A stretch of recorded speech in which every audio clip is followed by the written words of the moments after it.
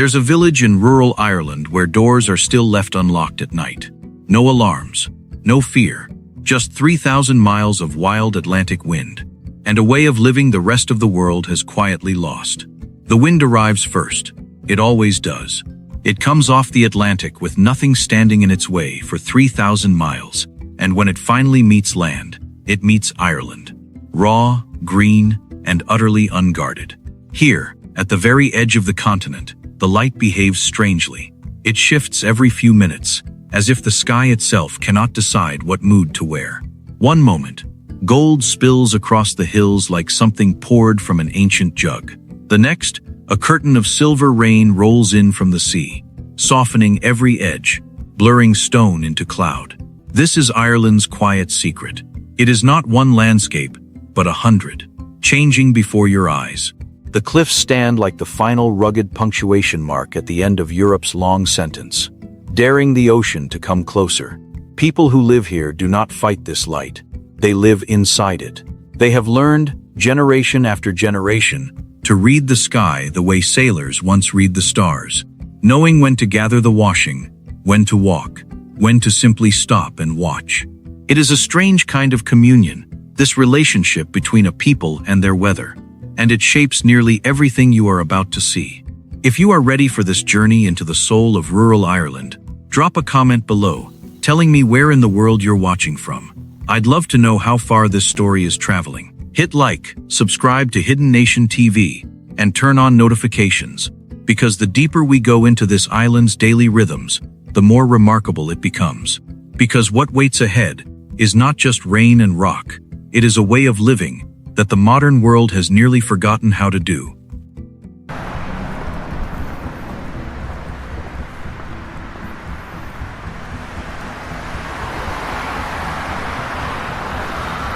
In Ireland, rain is not an interruption. It is a constant companion, woven so deeply into daily life that it has its own vocabulary. A soft day, locals will tell you with a knowing smile, isn't really rain at all. It's simply the sky breathing. This relationship with the elements has carved something into the national character that is difficult to name but impossible to miss. A patience, a dry, self-deprecating humor that turns a soaked jacket into the punchline of a joke rather than a source of complaint. You learn quickly that nobody here is waiting for perfect weather to live their life. The farmer still walks the fields. The fisherman still checks his nets. The child still cycles to school, hood up, unbothered, because stopping for rain in Ireland would mean never starting at all. There's a lesson buried in this acceptance, one that visitors often carry home long after their trip ends. The weather teaches surrender, not defeat, but a graceful bending to forces larger than yourself. And perhaps that's where the humor comes from. When you cannot control the sky, you learn to laugh at it instead. Conversations here often begin not with hello, but with a comment on the clouds. A small ritual of shared resignation that somehow brings strangers closer together. This shared vulnerability to the elements may be one of the quiet reasons Irish hospitality runs so deep. When the world outside your door is unpredictable, the warmth inside it matters more. But understanding the rain is only the beginning. To truly understand daily life here, you have to follow the locals on their most sacred unspoken ritual, the morning walk that connects an entire village before the day has even properly begun. Long before phones are checked or schedules begin, rural Ireland moves at the pace of footsteps. The morning walk is not exercise here, it is ceremony. Down narrow lanes still damp with dew, neighbors nod to one another with the unhurried familiarity of people who have known each other's families for generations. There is no rush to reach a destination, because the walking itself is the destination. The village shops still hold their old roles. The butcher knows your name and your usual order before you've said a word. The baker's window steams with bread pulled from the oven only minutes earlier, the smell drifting onto the street like an invitation no one can refuse. This is a world where anonymity simply does not exist. You are not a customer here. You are a neighbor, a familiar face woven into the daily fabric of the town. People ask after your mother. They remember your troubles from last winter. They notice if you've been away. In an age where so much of the world has become a transaction, this lingering intimacy feels almost radical. A 5-minute errand becomes a 20-minute conversation, and somehow, no one minds the delay. It raises a question worth sitting with. When was the last time a simple errand felt this human, this unhurried, this seen? This unhurried path through the village isn't just about errands. It's training, a daily reminder of where the true center of Irish life is found. And to understand that center fully, we have to step through one particular doorway, into the warmth of the place where everything else in Irish life seems to begin and end. If the village is the body of Irish life, the hearth is its beating heart. Step through almost any door in rural Ireland, and you will be greeted with a phrase older than the nation itself. Céad Míle Fáilte, 100,000 welcomes.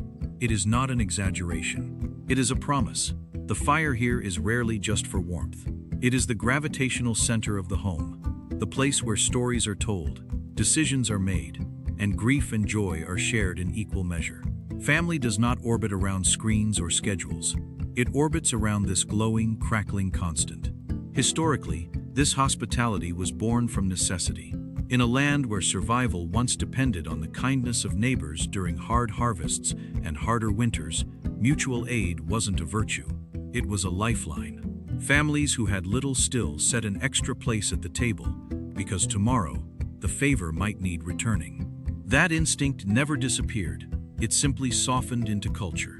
Today, a stranger who knocks during a storm is still offered tea before they're offered an explanation. A neighbor in trouble still finds casseroles appearing on their doorstep without being asked. There's something deeply moving about a place that has never let convenience replace compassion. In a world increasingly built on speed and self-interest, this lingering devotion to looking after one another feels like a quiet act of resistance. Have you ever experienced a welcome so warm it stayed with you for years afterward? I'd love to hear about it in the comments.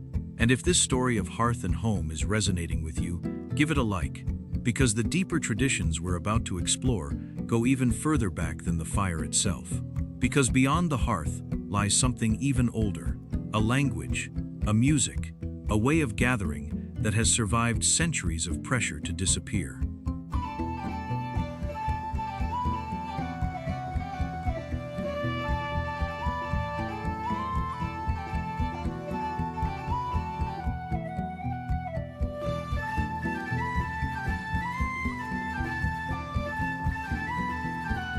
In certain pockets of rural Ireland, particularly along the western coast, a language older than English still lives on Irish tongues.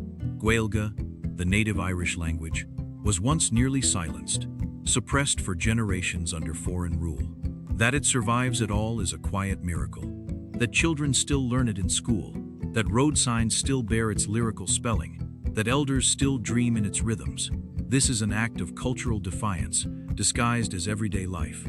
But language is only one thread of this preserved soul. Step into a small pub on the right evening, and you might stumble upon something extraordinary.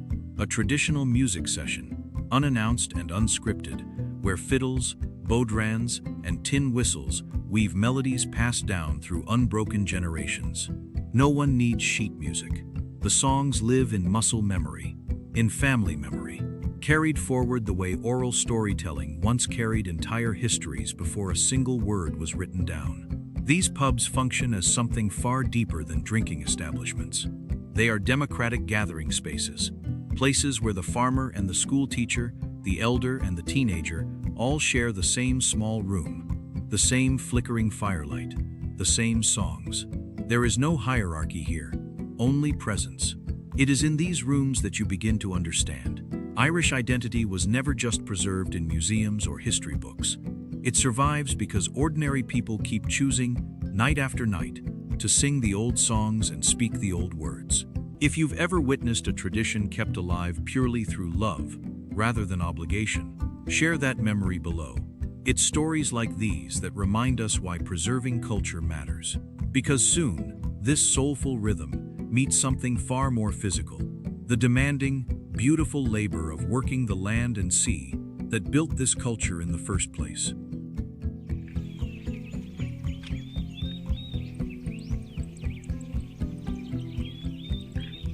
Before sunrise touches the hills, the real work of rural Ireland has often already begun. Dairy farmers move through damp fields with practiced hands, herding cattle whose milk will become the cream, butter, and cheese this island is quietly famous for.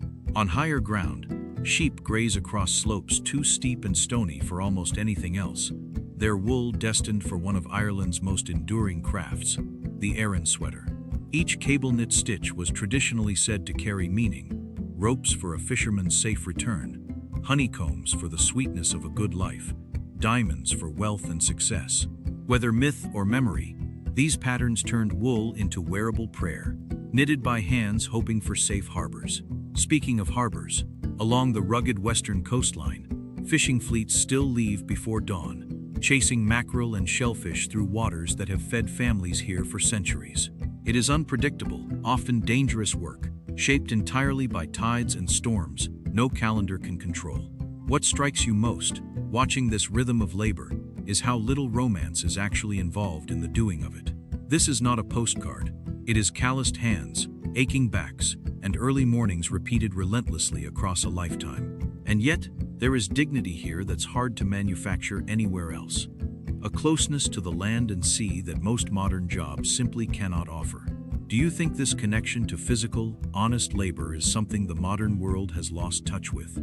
I'd love to know your thoughts in the comments, and if this story of resilience is moving you the way it's moved me, please consider sharing it with someone who needs a reminder of what real work looks like. Because just beyond these fields and fishing boats lies a striking contrast: gleaming cities where this same nation is building an entirely different kind of future. Drive 40 minutes from a sheep farm in the hills, and you might find yourself standing beneath glass towers, surrounded by the headquarters of some of the world's largest technology companies. This is Ireland's quiet duality, a nation living two timelines simultaneously. The rise of the so-called Celtic Tiger transformed Ireland's cities into modern European hubs almost overnight. Dublin, Cork, Galway, these are no longer sleepy outposts on the edge of Europe. They are pulsing centers of finance, innovation, and international commerce, drawing young professionals from across the globe. And yet, barely an hour's drive away, that same farmer is still rising before dawn to milk cattle exactly as his grandfather did. This is not contradiction. It is coexistence. What makes Ireland fascinating isn't that these two worlds exist. Many countries have urban and rural divides. What makes it remarkable is how seamlessly they intertwine. The software engineer in Dublin still drives home most weekends to help with the hay. The farmer's daughter studies data science by day and returns to milk cows by evening light. This double rhythm creates a culture that refuses to fully abandon its roots, even while sprinting toward a high-tech future. There's an unspoken understanding here. Progress doesn't require forgetting where you came from. It does, however, create real tension between opportunity and tradition, between staying and leaving, between the pull of a steady salary in the city and the quieter, harder-to-measure pull of home. Do you think it's possible to fully embrace modern progress while still honoring where you came from? Let me know your perspective in the comments. And if this contrast between old and new Ireland fascinates you as much as it fascinates me, give this video a like before we continue. Because next, we step back into something neither timeline can replace: the comfort of a kitchen and the meals that hold an entire history within them. There is a particular smell that lingers in Irish kitchens: the warm, slightly sweet scent of soda bread fresh from the oven, mingling with the deep, slow-cooked aroma of a stew that has simmered for hours. This is not fast food. This is memory, cooked low and slow. The traditional Irish stew, humble cuts of lamb or beef, root vegetables, and patience, tells the story of a people who learned to create extraordinary comfort from limited resources. Nothing wasted, everything transformed. It is a dish built not from luxury, but from necessity, turned into love. Soda bread, meanwhile, requires no yeast, no waiting, no elaborate technique, just buttermilk, flour, and the kind of practical wisdom passed from mother to daughter for generations. It is bread for people who didn't have time to wait for bread, and yet somehow, it tastes like patience itself. And then there is tea. Endless, ever-present tea. It is not simply a drink here. It is punctuation. It marks the beginning of every conversation, the comfort offered during every hardship, the quiet companion to every long story told at a kitchen table. Good news, bad news, ordinary news. In Ireland, it is almost always delivered over a cup of tea. These foods are rarely flashy. You won't find them plated with tweezers in fine dining magazines, but they carry something far more valuable than presentation. They carry continuity, comfort, and care stretched across centuries. Has food ever transported you straight back to a memory of family or home? Tell me about it in the comments below. These are the stories that remind us why traditional cooking still matters in a world obsessed with trends. Because nourishment here isn't only found at the table. Just beyond the kitchen window lies a landscape so wild and untamed, it has shaped this culture as deeply as anything cooked over the fire. Across rural Ireland, a familiar pattern repeats itself each year. Young adults finish school, pack their bags, and head toward Dublin, Cork, or further still, London, Sydney, New York, chasing opportunities their hometowns simply cannot offer. It is a quiet ache felt in nearly every small village. Population numbers shrink. Family homes grow quieter. Parents grow accustomed to empty bedrooms and weekly phone calls replacing daily presence. And yet, something remarkable happens almost every single weekend. The Gaelic Athletic Association, the GAA, pulls these scattered sons and daughters home with a gravitational force that distance rarely overcomes. Hurling and Gaelic football aren't simply sports here. They are inherited identity, county pride stitched into jerseys passed down through generations. Young people who left their villages for city jobs will still drive hours, catch early flights, or rearrange entire weekends just to pull on their local club's colors and represent the parish they grew up in. For 90 minutes on a Sunday afternoon, the city job, the urban apartment, the entirely different life they've built elsewhere, all of it fades. What remains is simply home. This loyalty isn't sentimental nostalgia. It is fierce, lived devotion. Entire towns gather on sidelines regardless of weather, cheering with an intensity that rivals any professional league elsewhere in the world. It raises a powerful question about identity itself. Can you ever truly leave a place that still claims a piece of your heart every single weekend? If you've ever felt pulled back to your hometown by something as simple yet powerful as sport or tradition, tell me about it in the comments. And please share this video with anyone who still drives home just to wear their county colors. Because as the sun sets on these Sunday matches, an entirely different rhythm of community begins. One built around firelight, quiet conversation, and the descent of evening. Out west, where the land grows wild and the roads grow narrow, lies Connemara, a landscape so raw and untamed it feels almost prehistoric. Bog stretches toward mountains the color of bruised plums, and silence settles so completely that even your own footsteps feel like an intrusion. This is hiking country, but not in the curated, signposted sense most travelers expect. Trails here often follow centuries-old sheep paths rather than tourist maps, winding through terrain that demands respect rather than convenience. And everywhere you look, stone walls trace the hillsides like veins beneath skin. These walls are not decorative.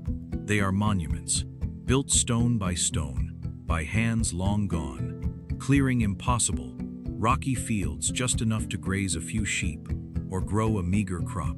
Multiply that labor across generations and you begin to understand these walls represent millions of hours of human effort, etched permanently into the landscape. No machine built this labyrinth.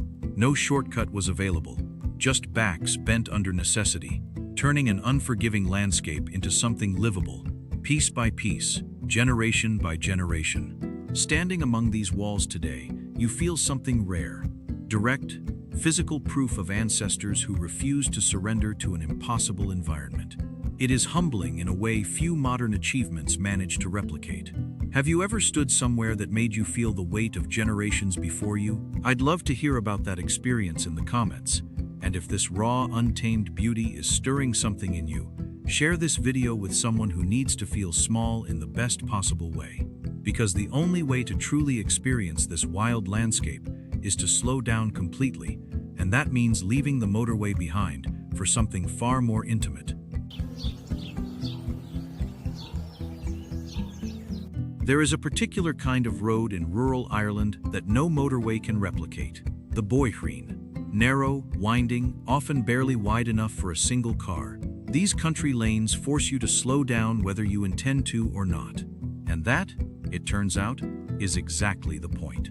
Hedgerows rise tall on either side, sometimes brushing against your wing mirrors, creating the sensation of driving through a living tunnel rather than along a road. Around every blind bend, you might meet a tractor, a flock of sheep crossing unhurried, or simply another driver who slows just enough to lift 2 fingers off the steering wheel in greeting. A silent acknowledgement exchanged between strangers who will likely never speak. Compare this to the motorways connecting Ireland's major cities: efficient, fast, forgettable. They exist purely to get you somewhere. The Boyhreen exists to make sure you actually experience the somewhere you're passing through. Driving these lanes demands patience modern life rarely allows. You cannot rush a road this narrow. You cannot multitask your way past a flock of sheep blocking the way. You are forced, gently but firmly, into presence. And perhaps that's the quiet gift these lanes offer travelers and locals alike. A reminder that the destination was never really the point. The slow unfolding of hedgerows, fields, and stone walls along the way. That is where the real journey lives. Have you ever taken the slow road somewhere, just to see what you'd notice along the way? Share your experience in the comments, and if this idea of intentional slowness is resonating with you, hit that like button before we continue this journey together. Because while these lanes connect villages physically, something else entirely connects Ireland's younger generation back to the places they grew up, even after they've left.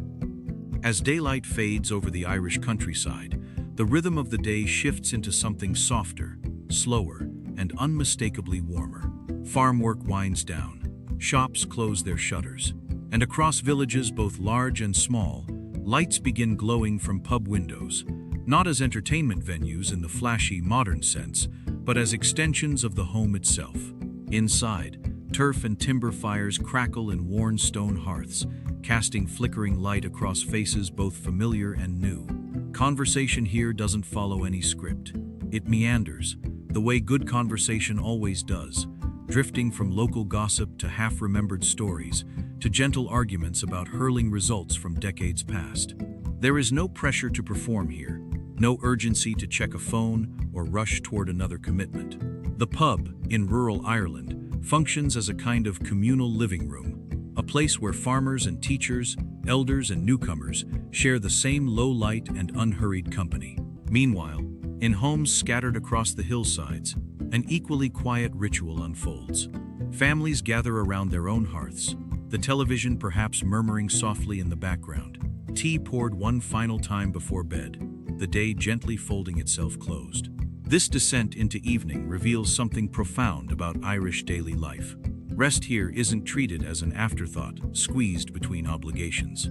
It is honored, almost sacred, a deliberate slowing down that the rest of the world seems to have forgotten how to do gracefully.